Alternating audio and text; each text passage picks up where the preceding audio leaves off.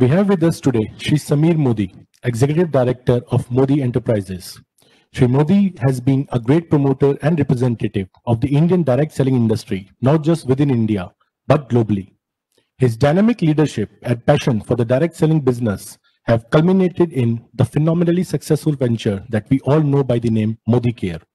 Mr. Modi strongly believes that the only way to succeed in a developing nation like India is through economic independence, and there lies the freedom to realize dreams. Following his belief, at the age of 25, he launched India's first direct selling company, Modi Care, with the vision of giving freedom to the common Indian. Ladies and gentlemen, we are extremely... hello? Yeah, ladies and gentlemen, please join me in welcoming Shri Samir Modi for giving a special address to the gathering. Shri Samir Modi. Chetan, thank you very much for the generous introduction. I'd like to say a very warm welcome to the panel, to all the members who are here logged on to the IDSA site for the seminar. I hope that you all are safe and well. It's indeed a pleasure to speak today at the annual general meeting of the IDSA.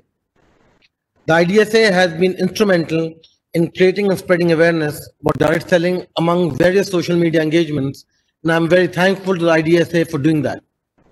I think the work done by the IDSA in the engagement with the central state government officials to further cause of Indian direct selling has been truly remarkable, and I wish and hope that this work carries on as we go forward. We are indeed in very special circumstances which have never been seen in the history of mankind so far. I like to quote Lenin: there are decades when nothing happens, and there are weeks when decades happen. This truly been the state of during the pandemic, that most direct selling companies, in fact, India has actually witnessed that this is changing times. Most companies have adopted user technologies, so has Modi Care, which is now we are more connected even in lockdown than we were before. In fact, in Modi Care, we are doing about 2,800 meetings daily, and I'm sure all the member companies here are doing the same. Robust delivery systems and vast range of product portfolios have helped the common man in achieving his dreams. I believe in this concept of Soch Badlo, Khud Ko Badlo, Dunya Badlo, which truly means that if you can change your thinking, you can change yourself and therefore change the world. And this is truly what direct selling is all about, is changing the world. During this pandemic, we have made sure that the direct sellers don't lose their income, and more people join the business. Today, in the economies, within the world economies, people are insecure about job security. And I feel the Direct Selling Association and direct sellers companies are a very, what I would call a good alternative to join. During the lockdown, as shopping malls and shopping complexes were closed, most direct sellers who have essential items reached out to people of the country. They also helped in building and improving health by supplying the immunity building products. The industry has always been a torchbearer of the Make in India campaign, because for us, it's not the product that make in India. It is really our direct sellers who are truly the Make in India product, because they're the ones who are changing India. They're the ones who are bringing income. They're the ones who are bringing jobs. They're the ones who are bringing security. They're the ones who are building happiness. And because of all this, I think the Prime Minister's Narendra Modi's campaign, Make in India, is truly Make in India through direct selling. We have been very fortunate that during direct selling that we have been able to garner a greater share. I feel with us in Modi Care, for example, we are stronger now than we were pre-March.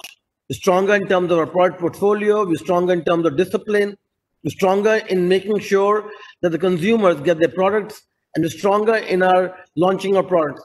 For that, I think I would like to thank the Direct Selling Association for really giving us the belief that we can do anything that we set our minds to.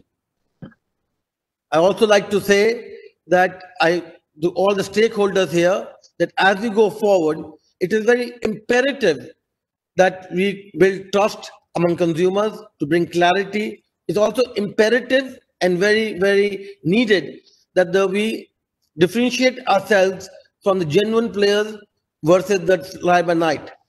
There are many fly-by-night operators today in India, and I believe the new direct-selling law, which is about to come, will address this in some way or another to make sure that these people don't exist in India. I'm very optimistic and buoyant about the industry. Like Chetan said, I started this business when I was 25, when I visited the US and found that direct sellers out there were giving large amounts of financial freedom and personal freedom to the people who joined them. And I felt that nothing like this exists in India. 25 years later, I believe that we still have a large scope. Being 15th in the World Direct Selling Association's ranking is not enough. With over 1 billion people, I believe that we can be number one. And I believe that all of us, which are in this panel here today, and others who are not part of this panel, believe that direct sellers are here to serve the nation. Direct sellers are here to make sure changes happen. And I am here to support the Indian Direct Selling Association in whichever way I can to make sure that Indian flag flies high and that Indian direct selling companies not only work in India, but become international companies as well. Small steps are to be taken to make sure that we are different in the new normal.